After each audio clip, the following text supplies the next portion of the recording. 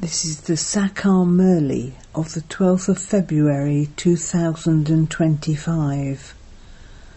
Essence. Sweet children, you are very big jewelers.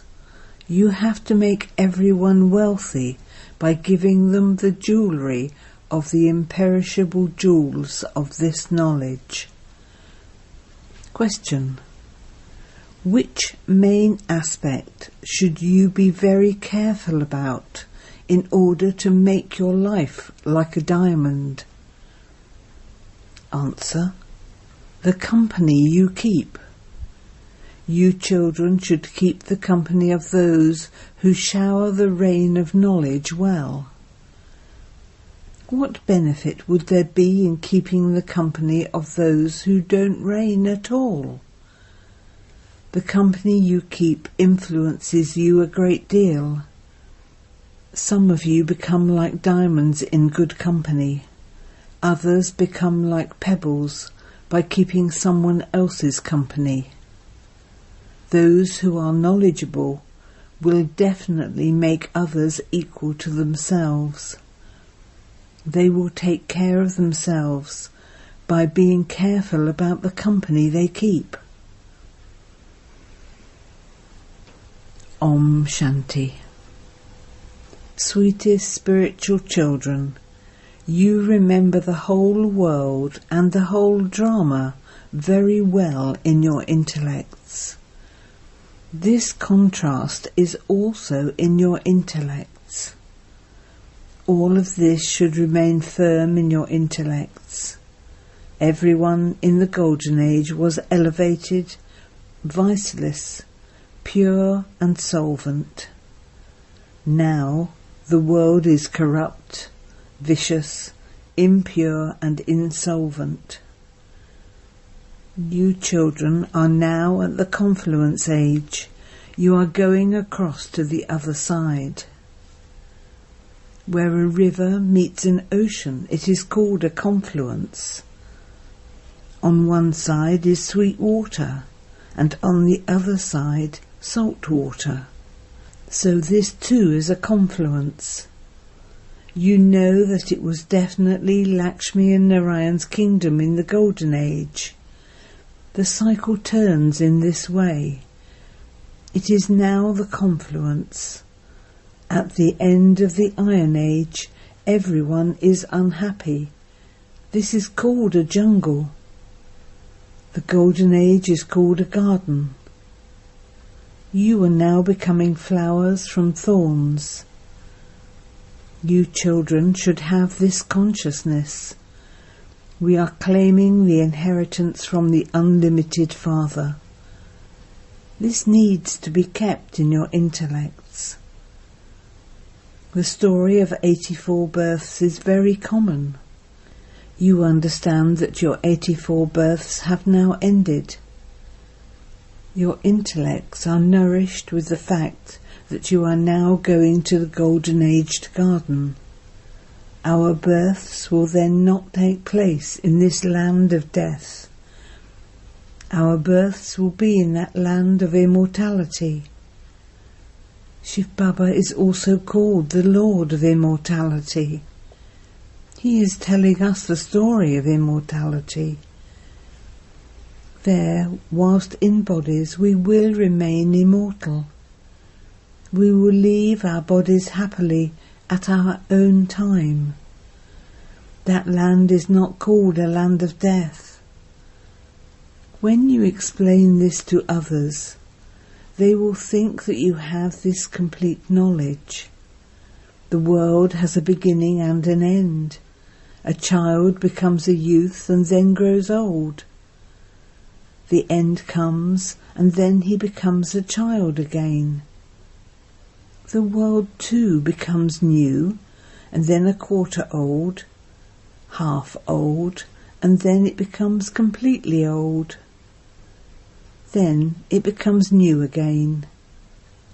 No others can talk about these things with one another. No others can have such discussions. No one but you Brahmins can receive this spiritual knowledge. When they come into the Brahmin clan, they can hear it. Only Brahmins would know these things. Even amongst Brahmins you are number-wise. Some of you can explain accurately. Others cannot explain. They then don't receive anything. Amongst jewellers, you can see that some have stock worth millions, whereas others don't even have stock worth 10,000. You too are the same. For example, look at Janak. She is a good jeweller. She has valuable jewellery. She can donate that and make someone very wealthy. Some are small jewellers and cannot donate much, and so their status is much less. You are all jewellers. This jewellery is of the imperishable jewels of this knowledge. Those who have good jewels will become wealthy and will also make others wealthy. It is not that everyone will be a good jeweller. Experienced jewellers are sent to big centres. Important people are given good jewellery. Experts work in big shops. Baba is also called the businessman and the jewel merchant. He does the business of jewels. He is also the magician, because only he has the key to divine visions. Someone who performs intense devotion has a vision. Here there is no such thing. Here, even while sitting at home, many suddenly have visions. Day by day, receiving visions will become easier. Many have visions of Brahma and also of Sri Krishna. They are told, go to Brahma, go and study the study of how to become a prince. Those pure princes and princesses have continued to exist there. Princes are also called pure. Birth takes place through purity. Impure ones would be called corrupt. We have to become pure from impure. This should remain in your intellects, so that you too can explain to someone. People would then think they are very sensible. Tell them, we don't have that knowledge of the scriptures, etc. This is spiritual knowledge, which the spiritual father explains. This is the Trimurti, Brahma, Vishnu and Shankar. They too are creations. The Creator is the one Father. Those creators are of the limited. This is the unlimited Father, the unlimited Creator. The Father sits here and teaches you. You have to make effort. The Father makes you into flowers. You belong to the godly clan. The Father makes you pure. So if you become impure, you become those who defame the clan. The Father knows. Punishment will then be carried out through Dharamraj. Dharamraj is also with the Father. Dharamraj's duty is also coming to an end. It won't exist in the Golden Age. It will begin again in the Copper Age. The Father sits here and explains the philosophy of action, neutral action, and sinful action. They say this one must have performed such actions in his previous birth, that is the suffering for them. In the Golden Age they would not say that. There is no mention of suffering for bad actions there. Here both bad and good actions exist. Both happiness and sorrow exist here, but there is very little happiness. There is no name for sorrow. Where would sorrow come from in the Golden Age? You receive the inheritance of the new world from the Father. Only the Father is the remover of sorrow and the bestower of happiness. You know when sorrow began. It is written in the scriptures that the duration of the cycle is very long. You now know that our sorrow is being removed for half a cycle and that we attain happiness. It is very easy to explain how this world cycle turns. None of these things can be in anyone's intellect except yours. When hundreds of thousands of years are mentioned, all other things leave the intellect. You now know that this cycle is 5,000 years. It is a matter of yesterday, when it was the kingdoms of the Sun dynasty and the Moon dynasty. It is said the day of Brahmins. The day of Shiv Baba isn't said. It is the day of Brahmins and then the night of Brahmins. Brahmins too then go on to the path of devotion. Now it is the confluence. It is neither day nor night.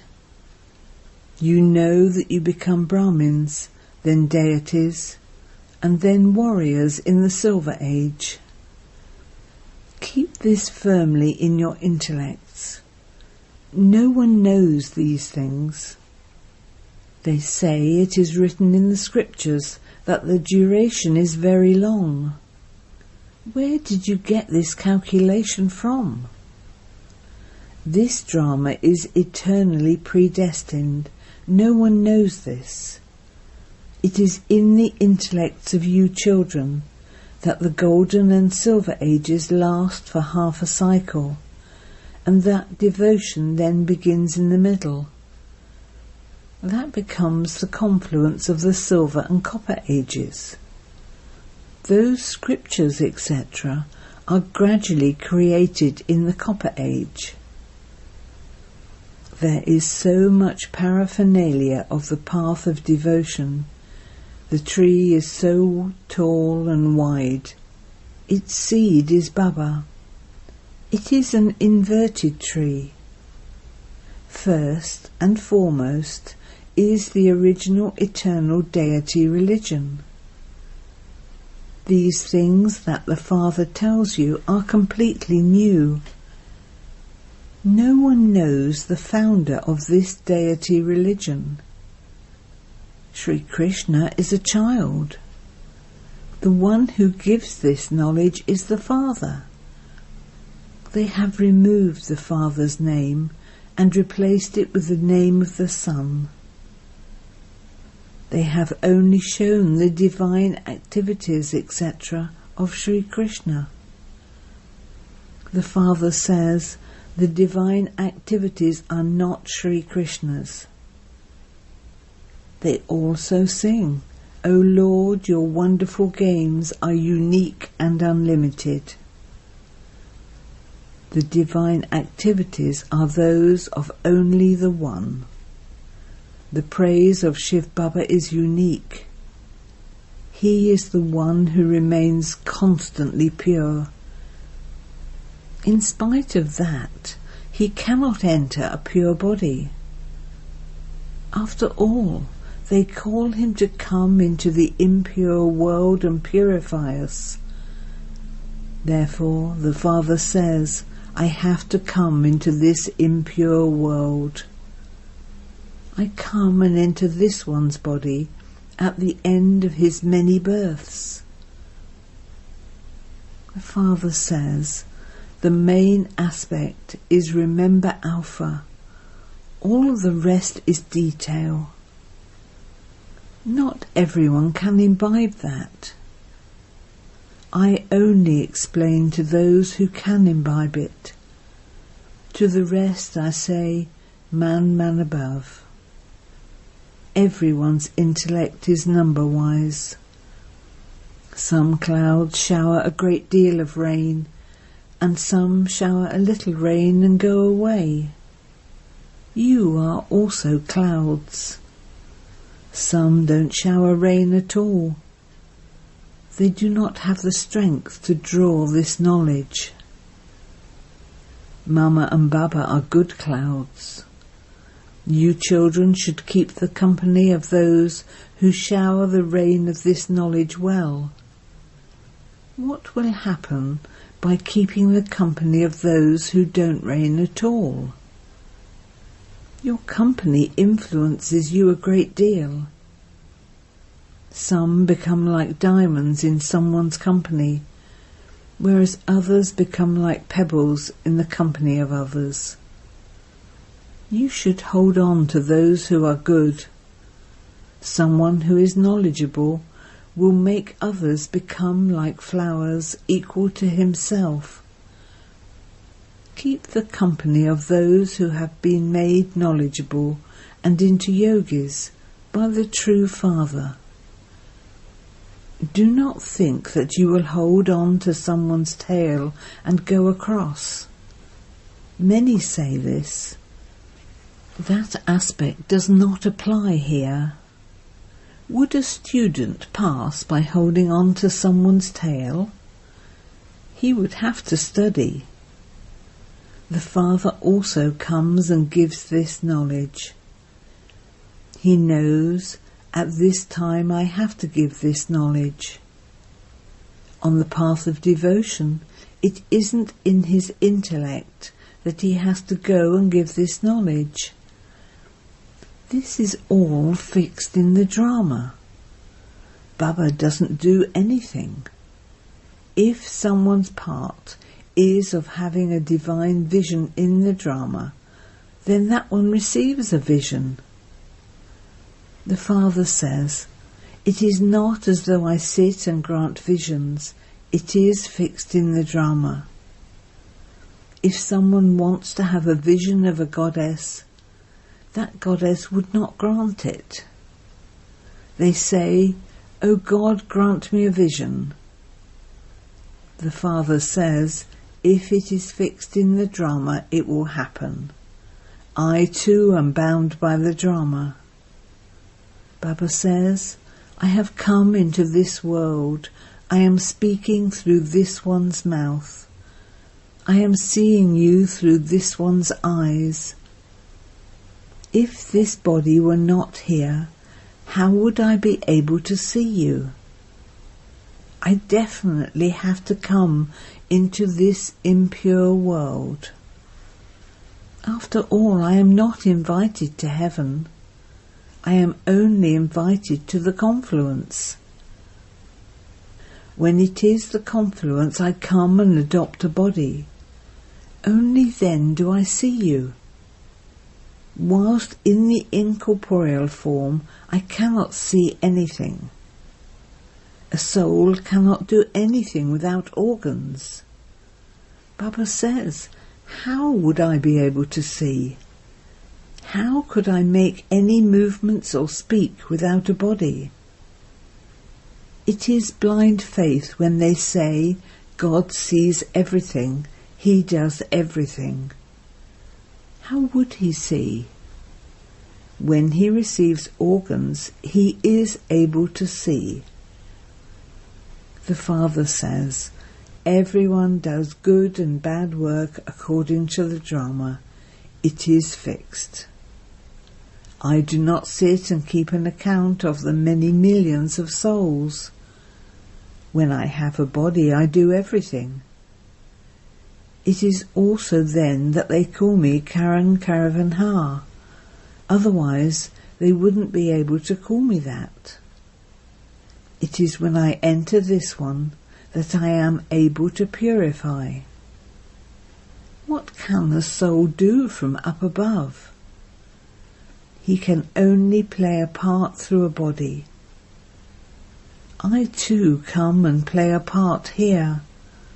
I don't have a part in the Golden Age. Without having a part, No one can do anything. A soul cannot do anything without a body. When a soul is invoked, he can only speak when he has entered a body. No one can do anything without organs. This is explanation in detail.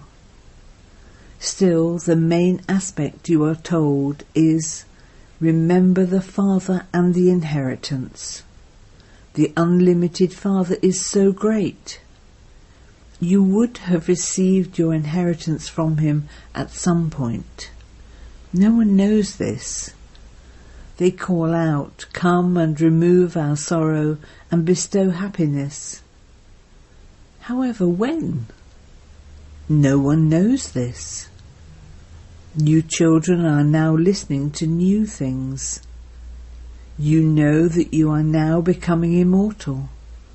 You are going to that land of immortality. How many times have you been to that land of immortality? Countless times. There is never an end to this. Many ask, can we not attain total liberation? Tell them, no, this is an original eternal drama. It can never be destroyed. This eternal cycle definitely continues to turn. It is at this time that you children know the true Lord. You are sannyasis, not those fakirs, the religious beggars. Sannyasis can also be called fakirs. You are Raj Rishis. Rishis are called sannyasis. You are now becoming wealthy again. Bharat was so wealthy. It has now become such a beggar. The unlimited Father has come and is giving you the unlimited inheritance. There is also the song, Baba, no one else can give us what you give us. You make us into the masters of the world. No one can loot this from us. Those who compose such songs don't think about the meaning of them. You know that there won't be any partition, etc. there. Here there are so many partitions. There the sky, the land, everything remains yours. So you children should have so much happiness. Always understand that it is Shiv Baba who speaks, because he never takes a holiday, he never becomes sick. Your remembrance should only be of Shiv Baba. He is called Egoless. I do this, I do that. You should not have such an ego. To do service is your duty. There is no need for ego in this. When ego comes, you fall. Continue to do service. This is spiritual service. All the rest is physical. Acha. To you, sweetest, beloved, long lost and now found children, love, remembrance and good morning from the Mother, the Father, BapDada. The Spiritual Father says Namaste to you spiritual children, and the spiritual children say Namaste to the Spiritual Father. Essence for Dana 1. Show the return of what the Father teaches you by becoming flowers. Make effort. Never defame the name of the godly clan. Keep the company of only those who are knowledgeable and yogis. 2. Renounce the consciousness of I. Become egoless and do spiritual service. Consider service to be your duty. Do not have arrogance. Blessing. May you truly die alive and transform all wastefulness with pure intentions and elevated feelings. BapDada's Srimat is, children, do not listen to anything wasteful, or speak anything wasteful, or think anything wasteful. Always think with pure feelings, and always speak auspicious words. Listen to anything wasteful with pure intentions. Have pure and positive thoughts for others, and those will transform the intentions behind the words.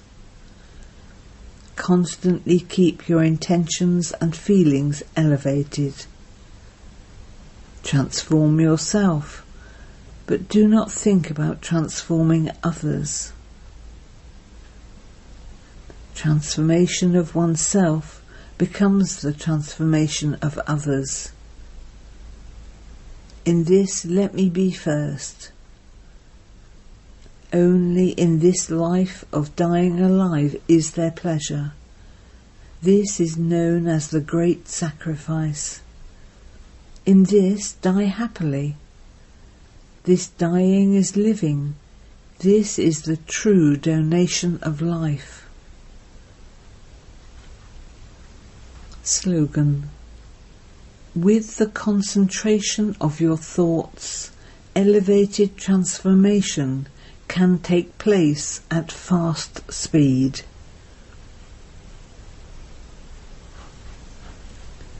Have love for solitude and imbibe unity and concentration.